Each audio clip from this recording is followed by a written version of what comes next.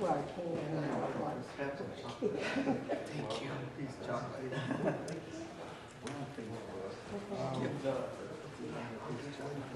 Okay.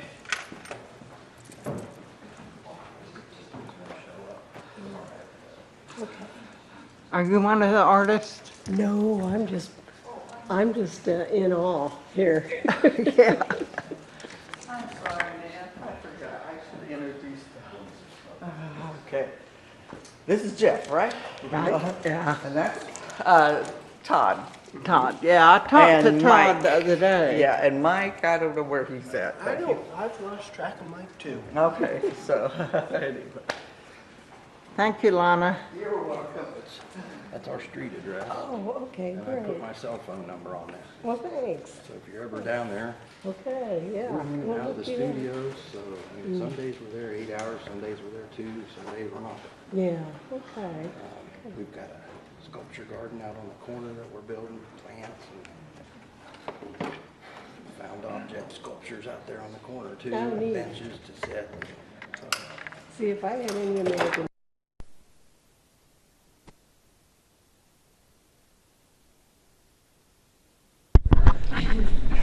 So are you gonna put, is there gonna be something in the paper about this too? Public access. Oh, okay, okay. All right, well, I need to get going, but this is very impressive. Thank you. It was fun. I talked to you the other day. Yes, you did. Yes, I did. And I didn't get to him. My electricity was low. I I saw remember you, that. though. I recognized you when you pulled up. So you're going to tote this in a pickup truck? We are today. We're only going to take this part of it today. This part we're going to get sometime this week. But Lana wanted to have you film us taking this down and then maybe come back and when we're taking this apart. We do it a little bit at a time. Where do you keep it in between showings? Usually it stays in the garage at our studio. But this time, this part's headed for Shawnee, this part's headed for the garage, and the part that was right here is now in Nelsonville. It's where? Nelsonville. Oh, So we were spreading out this time. Yes. So some of it goes back to the garage, some of it to Nelsonville, and some of it to Perry County. So we're in 3 counties, Three Washington, Athens, and Perry. Yep. And I suspect now, when it's all said and you all done, we're going to share have to go. the garage, Yep, we're sharing the garage. and Yeah. that is your studio. Well, that's just storage That's storage. where our studio's located. So we have the studio workspace, and then separate building we have is storage space. Yeah. Half family, half storage. Yeah. How did you learn how to work with wood so sensitively? We both have a background in construction. And I really see what we do now as an extension of the things that we've done professionally, for a career to make a living, as well as what we were doing as kids growing up. Yeah, I think a lot of that, Jeff and I both were lucky enough to get to help our grandparents and our dads when they were working on stuff and they were teaching us how to turn old window frames into a shed or like my grandpa used to build boats and fix up trucks and things like that, or he would always work on his house and he'd say, come here, you're going to learn how to put up drywall, or come here, you're going to learn how to put up paneling. And, So we've kind of gotten it from both ends. We've gotten the very practical, where, today you're going to learn how to fix a truck. Yep. But then your granddad was building boats, which is, I think, a little bit more elevated form of that craft with wood. I had a granddad who would take, a discarded door or a discarded window, and the next thing you knew, he had a backyard shed.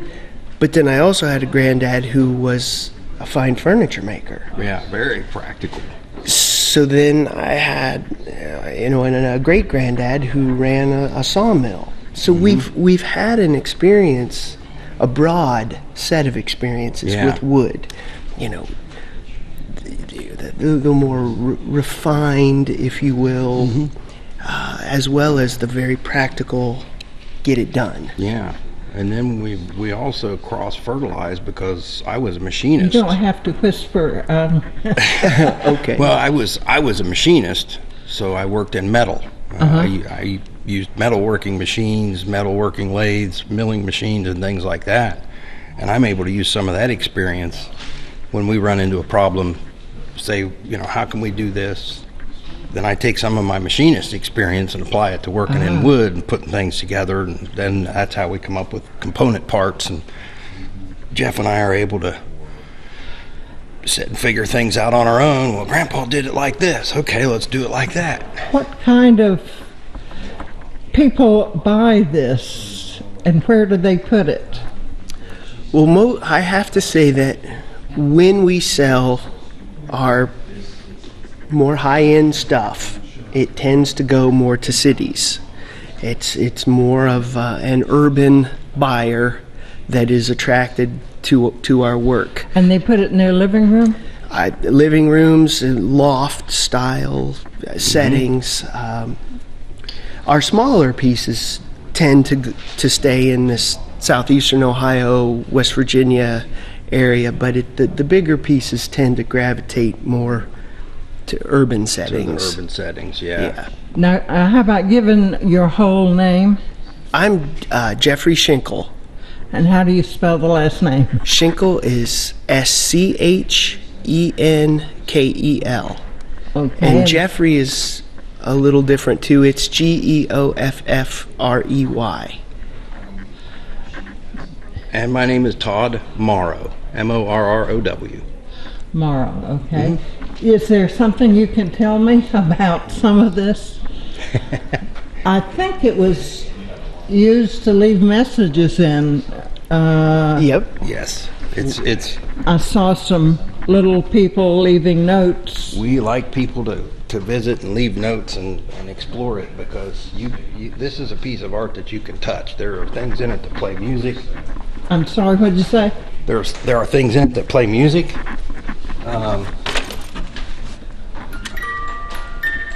Music boxes. Lots of things to explore, hidden compartments. If you open the doors, we have put notes in for people to read, things that have inspired us or that we really like, and then we encourage people to leave them behind. Yeah, here's a good example. So yeah, we do talk to people about this being the kind of work that you can look at with both your eyes and your hands. So people will leave us notes in some of the books that go in. And then sometimes there are books in it that are even hidden, the book. Sort of okay. hard Show to... that, let me see the front of that. Okay. So this goes in the bookshelves, and then hidden inside of it is a book. And then people can leave messages and things like that too.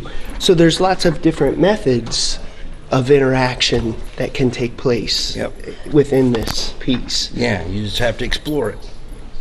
And that's Well, what I we noticed encourage that people to face.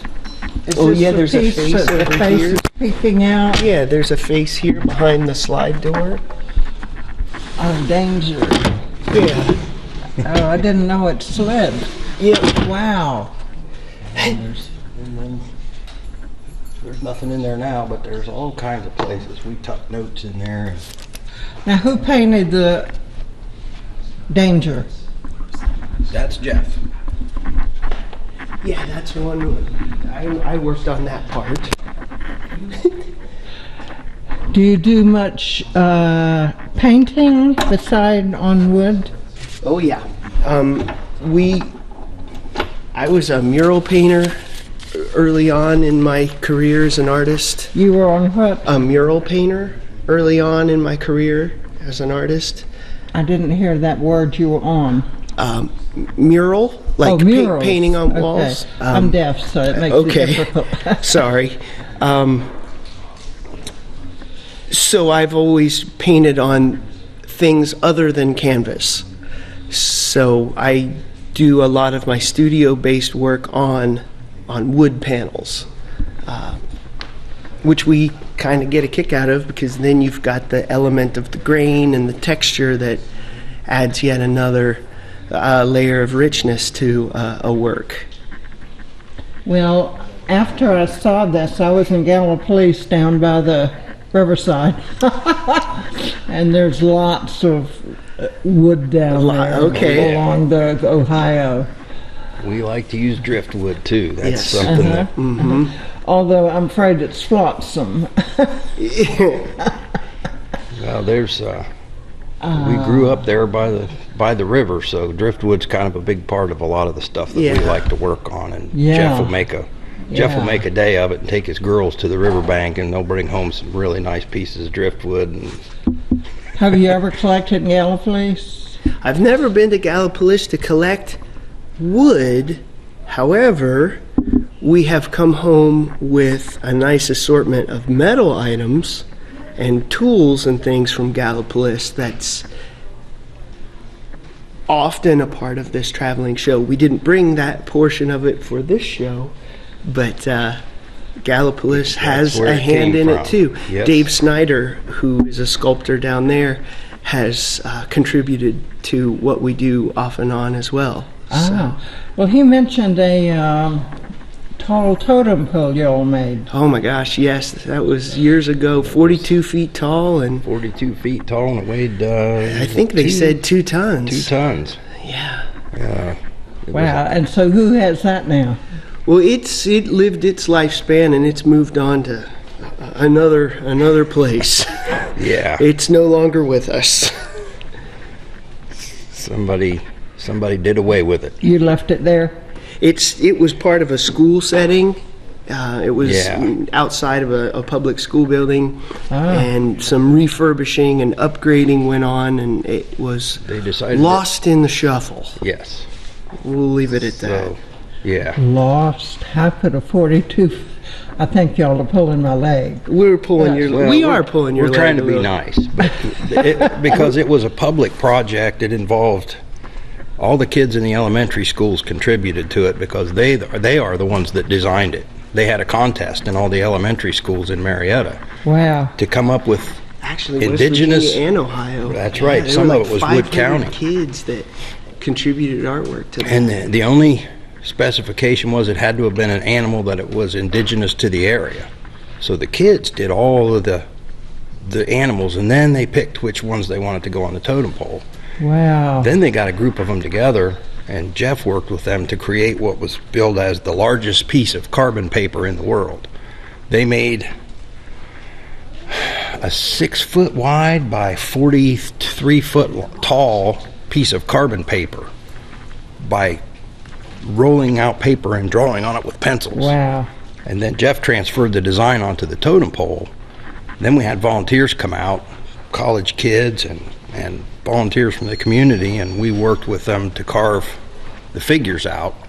And then it was erected by the incredible community playground that they used to have in Marietta. The playground over the years had deteriorated to where some of the wood was rotting and was getting dangerous. So they tore down the playground and took it away, and when they did, they took the totem pole away with it. So it now is We're buried. practicing our diplomacy. Yes. Is this just an admirer? This is Mike. He is works Mike. on projects with us a lot. Okay. Yes. Okay. Well, He let helps me us look whenever around he this can. just a little bit here. Sure. That was fun working on that project. So this is pretty heavy. It's not light. What we're going to show you over here is how we've managed to make it in small pieces that then bolt together and can be changed in different configurations depending on how we want to set it up. Oh, each time. So huh? when we take that down, you can you'll be able to see how that went together and how we move it back and forth without All right. giving ourselves hurt.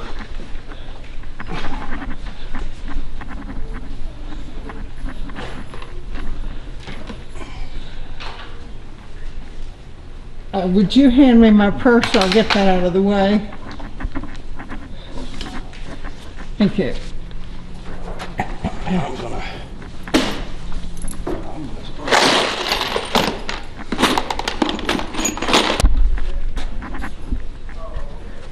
There should just be one. I left one on there just to hold that till we get ready to. We doing that now, or? We'll start over here on this end. We'll take the insert out of the J first. The fun thing is, this is not done. Pardon? This is not done. The fun thing is, it's going to grow and grow and grow and grow. Oh.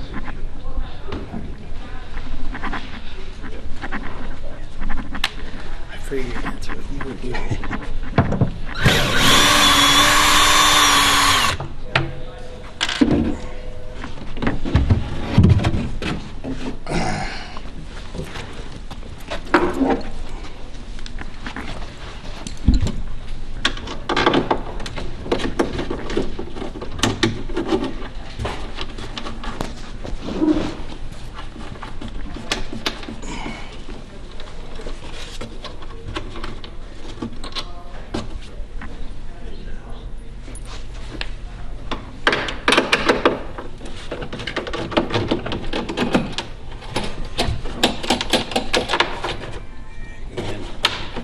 Pop those through for me.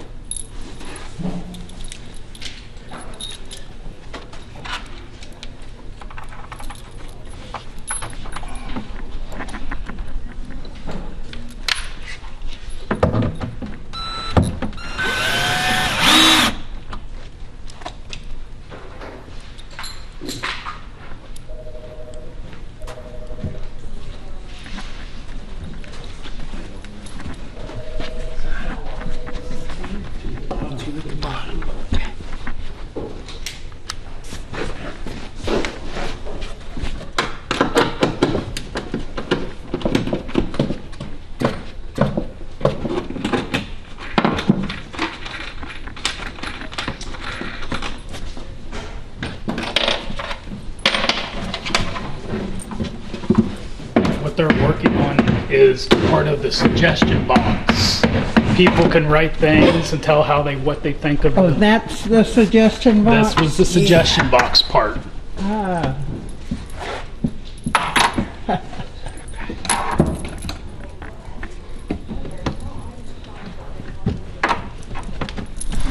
That doesn't open. We got it screwed shut. It 'cause used of to open. Yeah.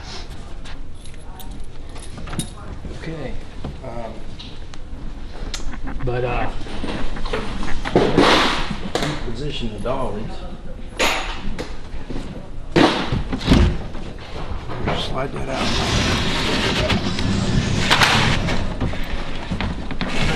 Get that. Should just be one nut.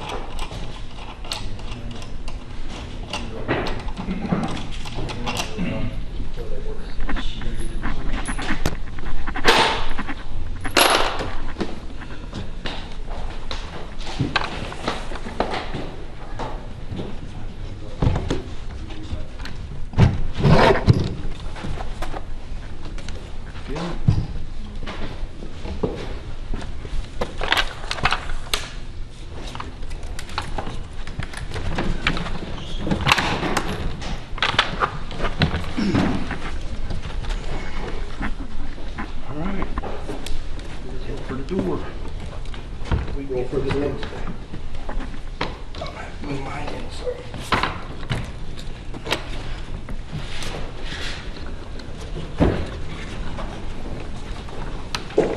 we're going to have to back up so we can turn.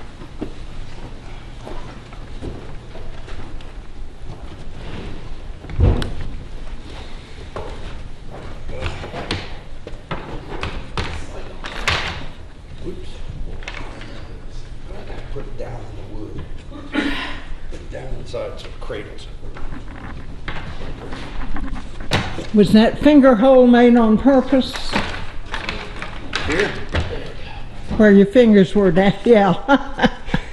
Okay, ready? These were actually just designed for so it would look neater, and it just so happens it does come in handy.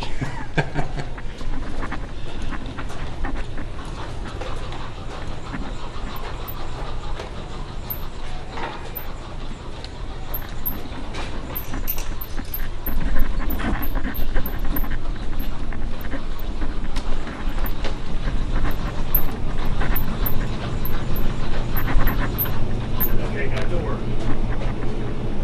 The button over there.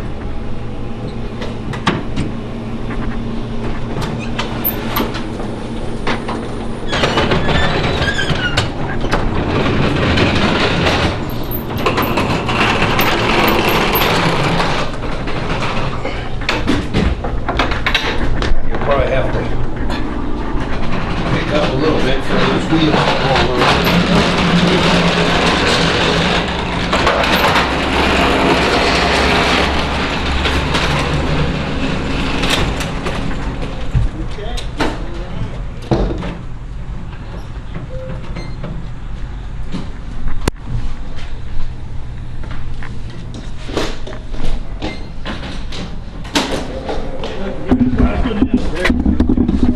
Okay, ready?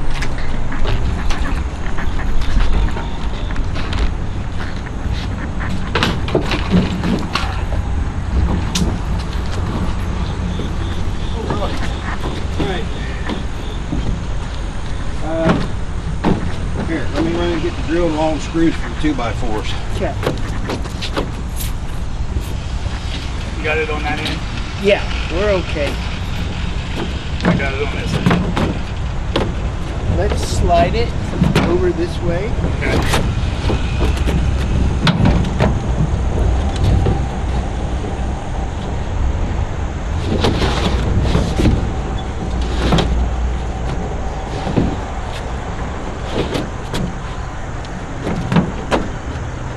Okay, it's not gonna go anymore.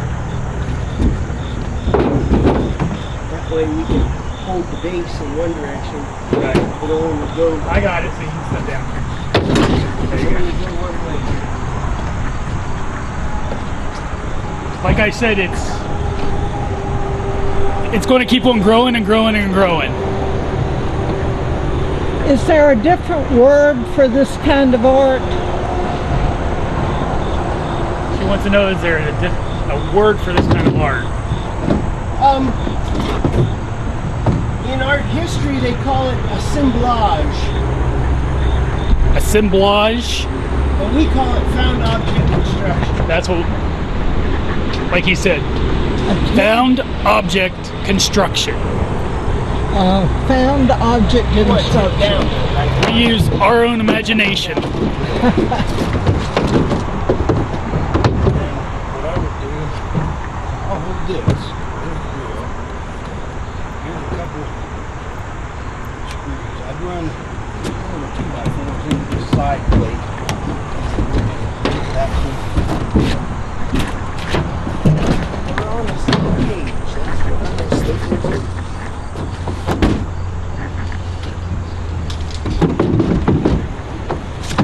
Do we want to come down anymore though?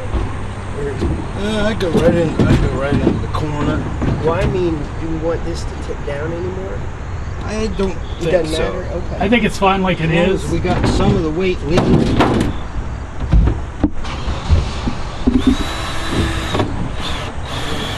Just we have to get the board even. There we go.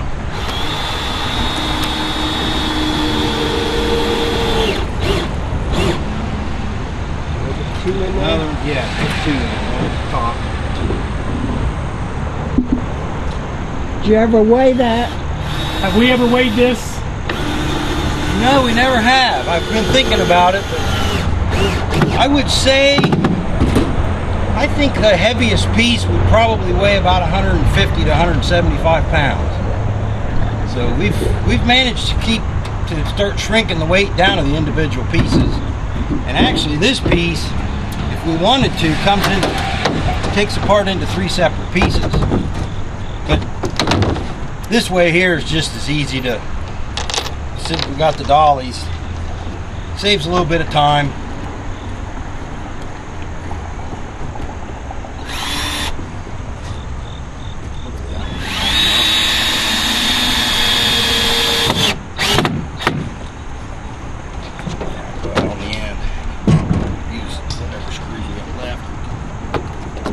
Should we wait to put the last one on until we get the other parts in past? That's what I would say. Maybe doesn't matter. It doesn't matter. That J's light enough. We can go right over the side of the bed with it. Okay. Yeah, it don't wait. Oh, okay.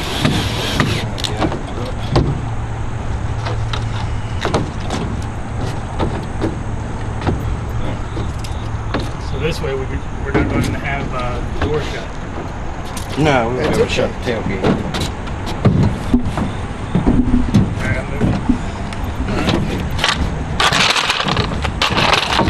Yeah, move those before somebody steps on one that goes flying. Those can just go in here now, Mike, up towards the front. Okay.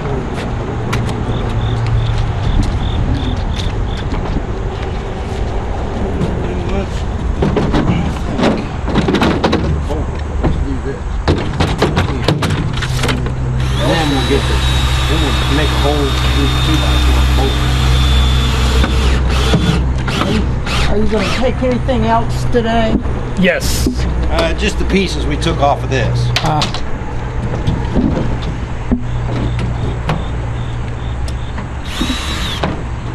This is where they slid down and they were right in here. And then this just slides off and we untake this off and we read the suggestions. Now, is this one have a name? No. He said that. Does this have a name, Todd? This is part of the J. Part of the Part of the J. jet? J. Like the letter J. Yeah, that's J. Okay. Yep. This piece And- here. This is the suggestion box. That slides right in here. Uh-huh. This And was, we you call say this. the nickname for this is what? We called it J because it has a piece that bolts on the side, and it's made out of wood, 2x8s. Real neat looking, mechanical looking bracket, but coming out of the top of the bracket is a tree branch that goes off and up about 9 feet. And then there's a birdhouse that attaches to it, so when it's put together, it looks like a J. So that's what we call this. And we had it set up, that piece slides in there, and then there's a front that goes on it, and it represents a compost bin or a trash heap. So you put bad ideas in here, and they go down and they fill that up. And so then it looks, Or suggestions. suggestions or bad ideas or something that's just you wouldn't want, and it goes into the compost. Then we had another piece that attaches on the back here. It was an old skate box, and you open it up, and that's where all the good ideas go. So you can have good ideas that you keep, bad ideas that you throw away. And then these Speakers open up, and we have speakers inside of there, that plays music. and it plays music. You play music? We didn't hear, but normally there's MP3 players in. What kind of music In do you here. play? This one had mostly, well, it had a combination of mechanical sounds and nature sounds. And that's kind of representing the modern mechanized world, but then the compost bin, so crossing over between the two things. And then it had sayings that played like, what's the sense of having a nice home if you don't have a decent planet to put it on? So in mixed with the music were sayings like that. Who did that?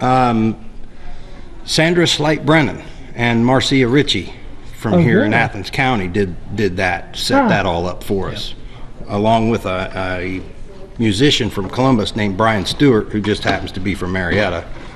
Well, that must have been So fun. it was a blast. It was a great time. Marcy and Sandra they came down to the studios, and we emailed back and forth with different blurbs and sayings, and we narrowed them down to which ones, and then she came down and set the sound up, and with the MP3 players, and we had zones. This part of the installation piece to Jeff and I always represented the mechanical workings like you'd see in an alleyway. What? You know, like the mechanical workings you'd see in an alleyway, how like the opposite side of this to us, it's like a storefront.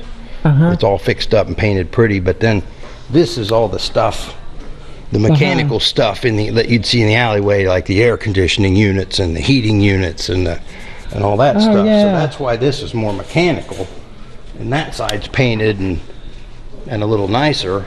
And then we had mechanical sounds playing back here. Machinery, you could hear machinery going, and then you'd hear like hammering and different mechanical sounds. Dear. Where's the last place you did that? We did that at the dairy barn up in April for the show. It was called Flow, Word of Art.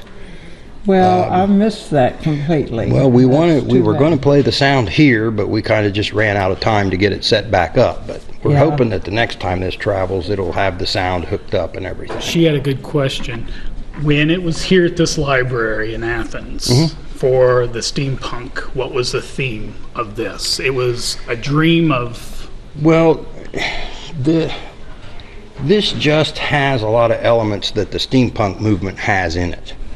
It's got the combination of Victorian architecture, like the old house pieces and parts, like the corbel here, and elements you might see in a Victorian home, but also the mechanical aspect of, the Industrial Revolution. So it fit right in with their theme and the style and everything. So they invited us here, and we set up, and it was a blast. Oh, boy, y'all must have fun. Oh, yes. It can be a lot of work at times, but it can be very rewarding, and especially when it's all said and done and you can relax and look back on it. I mean, we get exhausted doing all the loading and the traveling and the setup, but then when it's done and you're rested up and you look back on it, and it's like, wow, that was fun.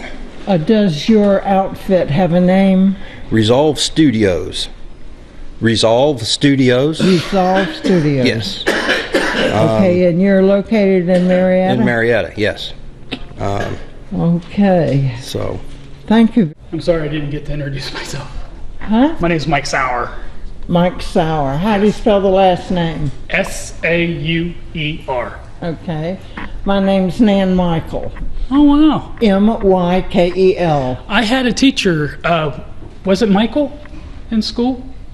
Or was that Miss Michael? It was Michael, wasn't it? I think it was. Yeah. I had a teacher named Michael in school. Oh, really? Yeah. I bet they spelled it different. They spell it like my first name. Yeah. See Me, what- Todd, and Jeff all went to school together. Yeah, yeah. And what school was that? Marietta High School. And then the Marietta Senior, then it was the senior high. Did y'all take art? I did not take art. They took art. I didn't. I did other things.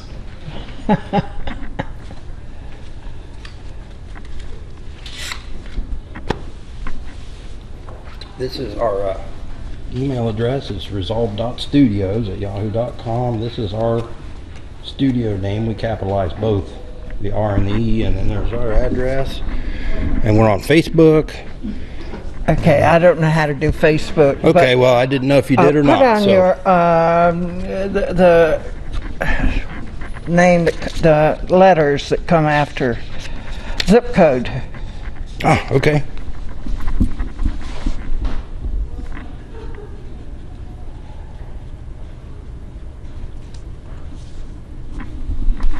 There you Okay. go. That's Great. we took all of our literature with us, or I'd give you business cards, but that's got all our information there. So Okay, that way, if you would send us that link to your Sure. site, because that'd be great. sure. Well, I'll send you a DVD. Okay, and we told Lana we'd call when we're taking that down. So if you would be interested in coming back and filming that, because it's pretty neat to see it.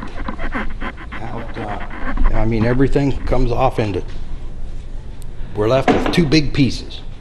Well, that bar hanging over must be pretty heavy. It's probably about 50 pounds because it's made out of all wood. So it's made heavy. out of wood? Uh-huh. Wow. Wow. That's something. Okay, thanks very much. Thank you. Very much. You're welcome.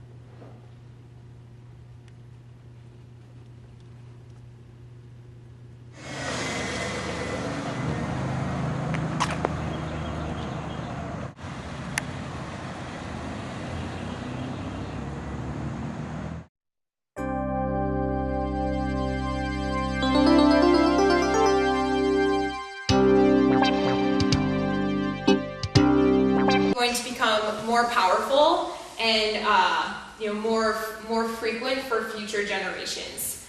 And the leading contributor to global warming pollution is carbon emissions from dirty, outdated power plants. And before now, this has been completely unregulated. But this fall, we have a great opportunity to support this new carbon rule. Ohio is ranked second highest in carbon emissions from power plants in the entire country, after only Texas. In Ohio, 48% of our carbon emissions come from power plants. So I envision a world where we can feel good about the planet we leave for our children. They can breathe clean air and drink safe water. We can take them to enjoy beautiful landscapes on the weekends. And where our energy comes from solar arrays and wind turbines instead of dirty, outdated like coal and gas plants. Instead of gas and power plants, renewable energy. By supporting these new carbon standards, that's the first step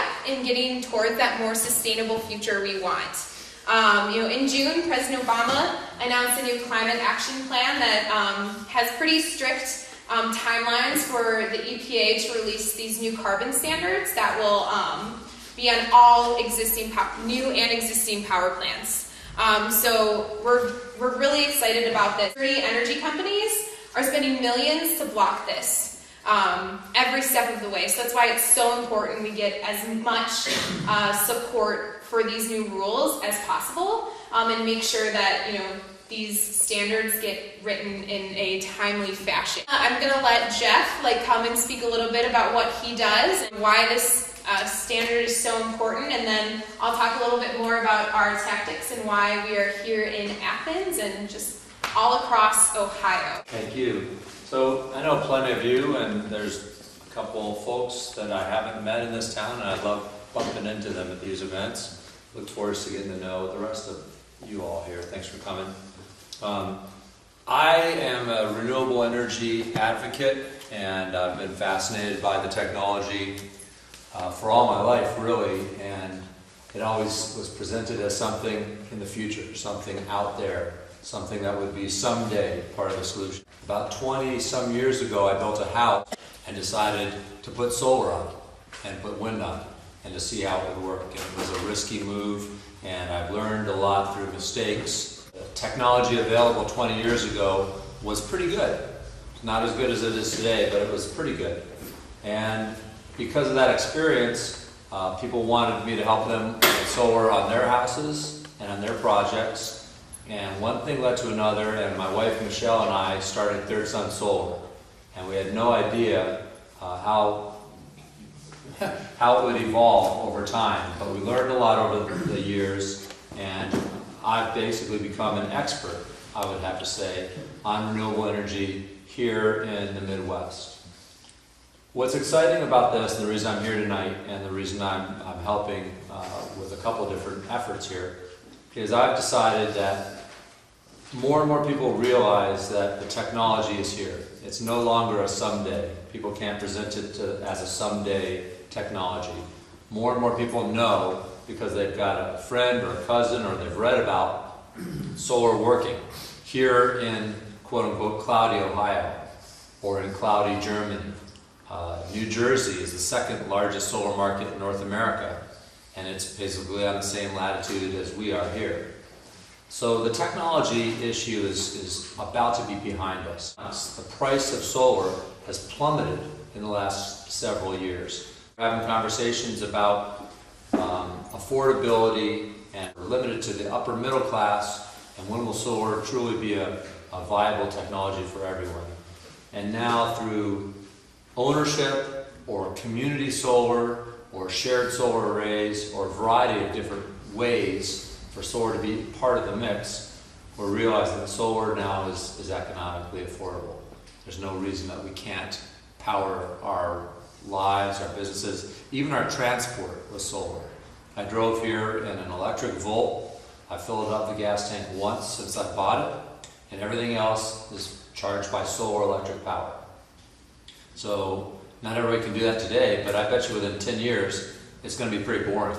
And I could sit up here and tell you about it, and people would be wondering, why is he talking about this? We know all about that. Why aren't we full on into a renewable energy revolution? The last barrier is indeed politics. The government is democracy. The government is you and me. And if we realize our power, we can have what we want. A friend of mine I met in Australia, he asked me, America, I've heard that one person, one vote, that democracy. And we had a long discussion, and I realized that it really is more like $1, one vote.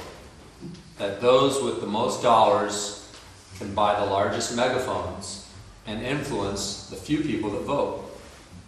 And all the things that I don't like about where we're at today is probably a result of those with those dollars basically buying those votes or affecting that change or controlling that media. The things that I do like about where we're at today and the incredible changes that we've gone through, civil rights, the environmental movement, women's rights, has been because people have stood up to that and realized their power.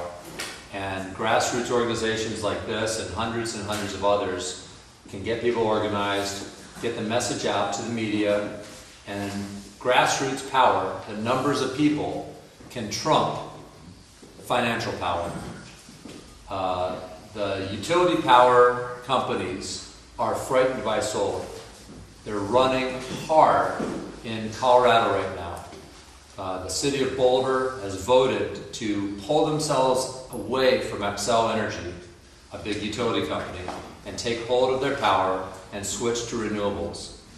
They went through the process, they won. It was challenged in court, they won. Now, the utility company with millions and millions of dollars is running a big PR campaign to scare people and try to effect a new law to stop this. And they're not so worried about Boulder, Colorado. It's not a huge dollar amount for them. It's not a huge number of people in terms of their market share. They're afraid of the domino effect of people seeing what happens in Boulder, Colorado and becoming emboldened to decide that the status quo is unacceptable, that electricity that comes down the pipe is the only flavor of electricity that we're allowed to have. And they might actually start scratching their head and wondering, where does this electricity come from? And connecting the dots between this and health, not just global warming, not just abstract problems that might be here in hundreds of years. I'm preaching to the choir, you all are pretty concerned about this. But you meet people, in a grocery store, not everybody's on the same page. I think people would be alarmed if they realized the connection between coal-fired power plants and their own health insurance bills. The amount of kids dying or on medication because of asthma that is obviously, there's no science in question at all, is related to the particulate emissions coming out of the smokestack. There's hundreds of these connections that people will start to see. And back to what I was talking about grassroots activism, that's what's winning. against the dollars. If you got $1 million, please donate it. If you don't, please show up here and take part in media actions and the other things that we're going to talk about tonight. There are so many people with solar now, it's not that big of a deal. Back when 20 years ago, we were just starting it, it was a novelty. Now it's kind of ho-hum, and that's what I want. I want solar power to be boring. So the technology's here, it works, it's easy, it's reliable, it's kind of boring.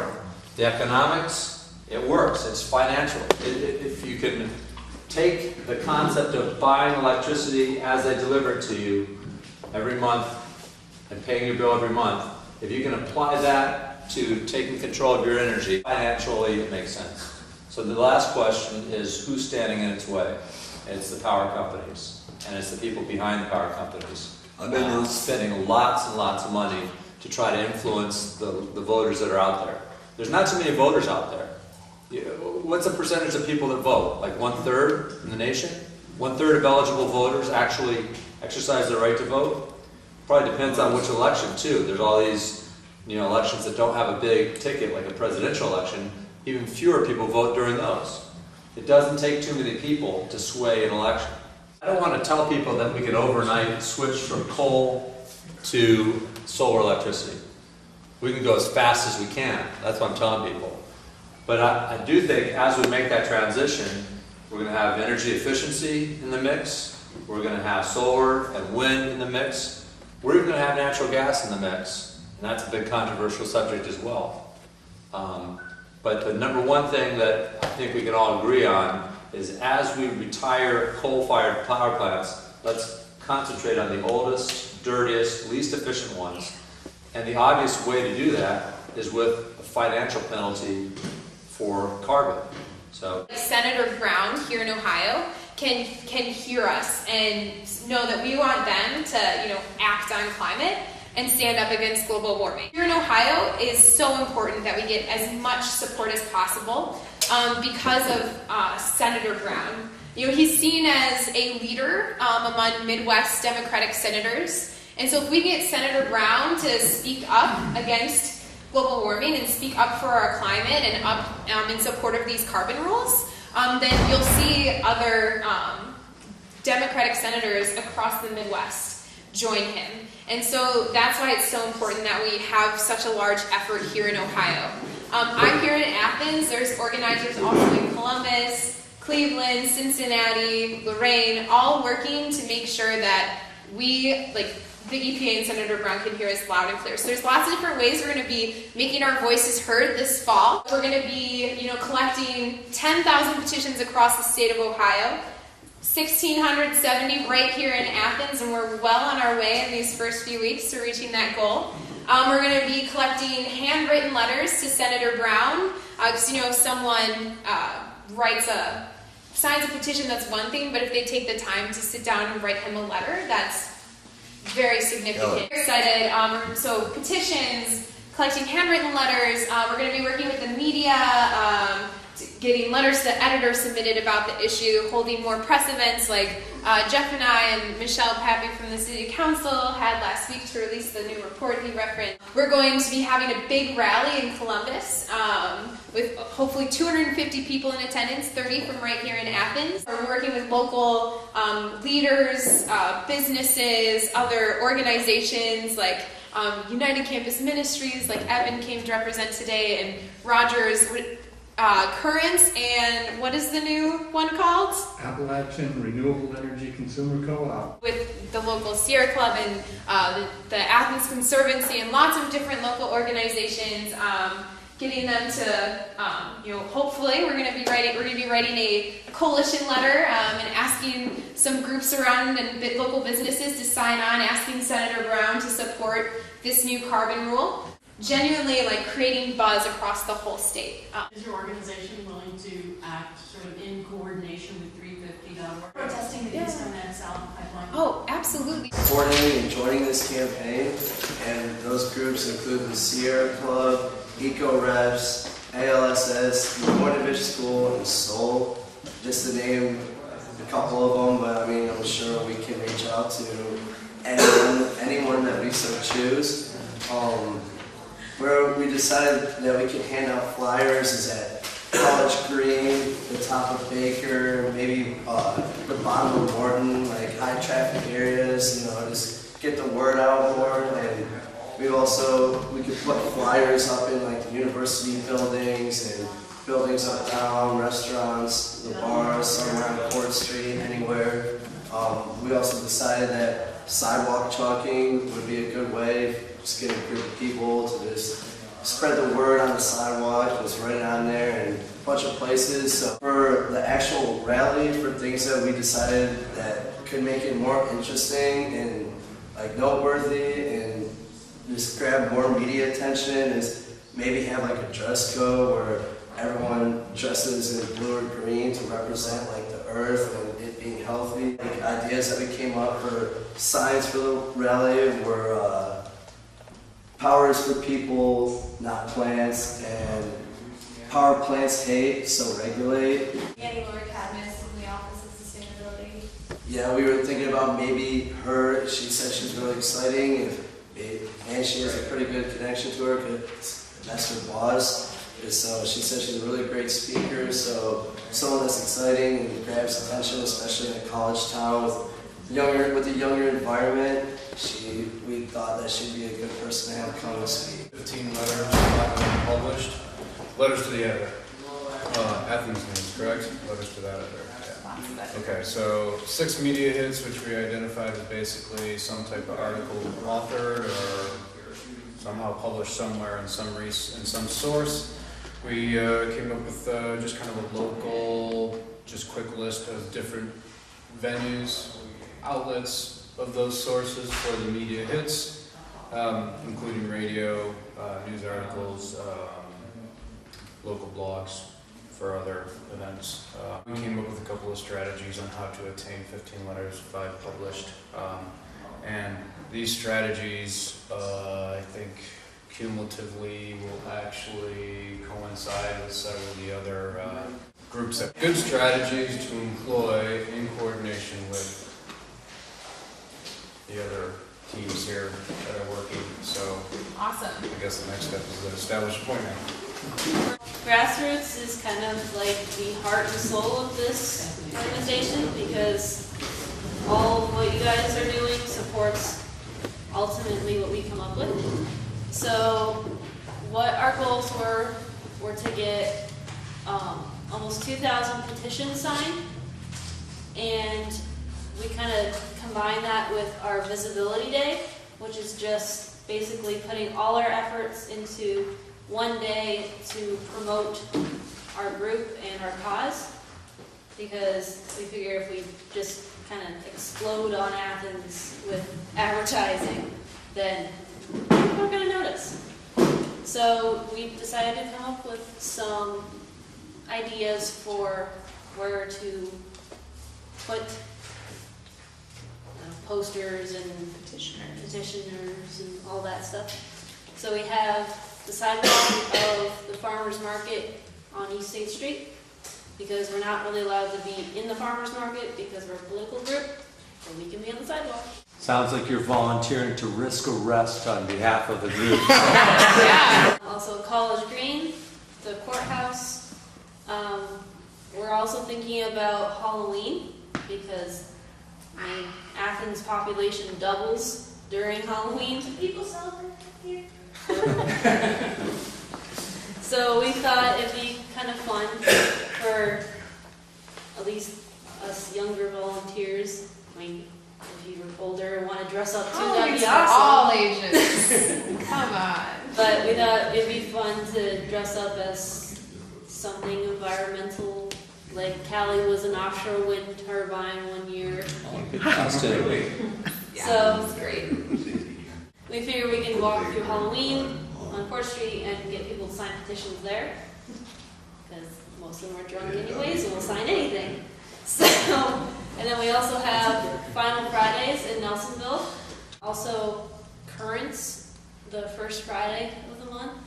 It's just kind of a little gathering that we might be able to go to. There is an air show coming up, and also the OU Miami game. In front of the stadium, like on the sidewalk, we should be okay. Another one of our goals was to get to have a letter writing party. And to get 25 letters to Senator Brown written and sent. And for different venues for that, we're thinking the public library for the community members, renting out a room in Baker for the students, and also the Amesville Grange. We started out on this sort of mapping out general categories of organizations that we wanted to connect with. Most of us, OFA, the Sustainable Living Network, public sector unions, the Ohio Educators Association, right? Ask Me Farmers Market, possibly. Right, and as I was listening to Megan, I was going, communities. Of course, I live in one. Local food producers, including Shagbark, all of the farmers that you buy from at the farmers market, Snowville, AceNet, I think was in there too. Faith communities, UCM, UUFA, the Athens Friends Meeting, Christ Lutheran, Earth Justice Network, Alternative Energy, Third Sun, Dovetail, ARP, Athens Electric, Environment.